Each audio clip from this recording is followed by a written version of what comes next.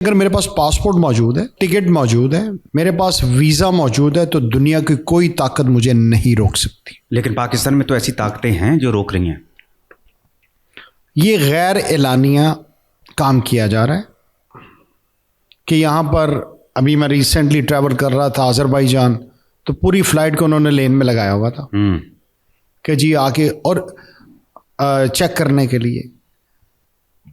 پہلی بات آپ یہ سمجھیں کہ $1 بلین کے لیے آپ بھیک مانگتے پھرتے ہوتے ہیں، یہ پاکستانی ہے جو کتنے $1 بلین آپ کو بیچ رہے ہیں باہر سے، ٹھیک ہے؟ آپ ان کو ایئرپورٹس پہ ذلیل کر رہے ہیں۔ سب سے پہلے تو یہ بات سوچیں گے۔ دوسرا، یہ کسی قانون کے تحت ان کے پاس اختیار نہیں ہے کہ آپ کیسے کسی کو چیک کریں گے کہ وہ غلط جا رہا ہے، پہلی دفعہ جا رہا ہے، دوسری دفعہ جا رہا ہے، تیسری دفعہ جا رہا ہے، وہ کیسے آپ چیک کر سکتے؟ آپ چیک کر ہی نہیں سکتے۔ میں تو کہہ رہا ہوں پاسپورٹ میرے پاس ہے، ویزا میرے پاس ہے، ٹکٹ میرے پاس ہے، کس طرح آپ مجھے روک سکتے ہیں؟ پوری دنیا میں ایسا نہیں ہے، یہاں عجیب ہی نظام بنا ہوا ہے۔